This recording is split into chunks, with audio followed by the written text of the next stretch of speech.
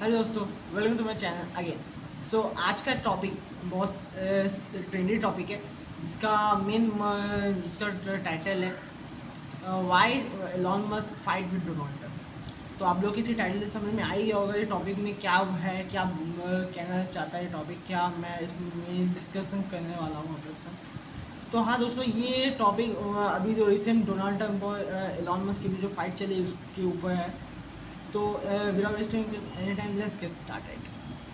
तो दोस्तों, जैसे कि रिसेंटली हमें बहुत सारी न्यूज़ देखने को मिल रही है कि डोनाल्ड ट्रम्प और एलॉन मस्क के बीच में बहुत ज़्यादा फाइट चल रही है, बहुत दोनों एक दूसरे से नया नाराज है, ट्वीट पे ट्वीट हुए जा रहे हैं। तो इसकी शुरुआत भी मैं एक ट्वीट से करता हूँ कि मतलब ट्वीट से नहीं करता हूँ मैं, नॉर्मली मैं बताता हूँ आपको क्या है इसमें।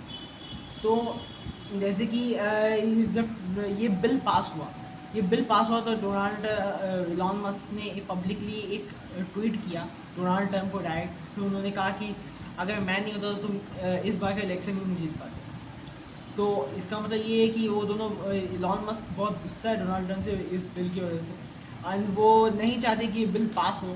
तो इसके और उन्होंने अपने जो गुस्सा इस हद तक जाहिर किया है कि उन्होंने डॉज जो एक गवर्नमेंट बॉडी है, इसका full form department of government efficiency है, उसके जो हेड थे इलॉन मस्क, उन्होंने उस पद से रिज़ाइन दे दिया है। एंड वो अब गवर्नमेंट के साथ नहीं काम करना चाह रहे हैं, बिकॉज इस बिल में बहुत सारी ऐसी बातें लिखी हैं जो सीधा उनके इलॉन मस्क के अगेंस्ट है। एंड उन्होंने इसलिए इस बिल को रिजेक्ट किया है। तो चलिए जानते हैं कि इस बिल में ऐसा क्या है जो इलॉन मस्क इतना टेंशन में है और वो इसको विरोध करें इसका। सो इस बिल में पहली बात ये लिखी है कि ईवी में जितनी भी सब्सिडीज़ थी उसको वो ऑफ कर दे, उसको कट कर रहे हैं गवर्नमेंट। सो इससे क्या होगा, इसका इम्पैक्ट सीधा उनकी कंपनी टेस्ला पे पड़ेगा, जिससे उनका शेयर प्राइस या उनका जो टेस्ला का जो प्राइस है वो और ज़्यादा बढ़ जाएगा। और प्राइस बढ़ने के बाद उसकी जो टेस्ला का जो कार है वो ज़्यादा नहीं बिकेगा। एंड हो सकता है कि उसकी सेल्स में भी इम्पैक्ट पड़े। एंड द सेकंड इज़ कि जितने भी फॉसल फ्यूल्स कंपनी है उन पे सब्सिडीज़ ज़्यादा मिल रही है, उनके टैक्स रेट कम हो चुके हैं। तो डोनाल्ड ट्रम्प ये चाहते हैं कि भाई वो फॉसल फ्यूल वाली इंडस्ट्री कंपनीज उन पर ज़्यादा फोकस करें, उनको ज़्यादा बढ़ावा दे, जिससे कि वो मैन्युफैक्चरिंग को और बढ़ावा देना चाहते हैं। तो डोनाल्ड ट्रम्प का इसी से एक तीसरा पॉइंट ये जुड़ा हुआ है कि डोनाल्ड ट्रम्प ट्रेडिशनल बिजनेस को आगे बढ़ाना चाह रहे हैं। ट्रेडिशनल मैन्युफैक्चरिंग बिजनेस से like coal petroleum type business जो है उनको ज़्यादा बढ़ावा देना चाह रहे हैं।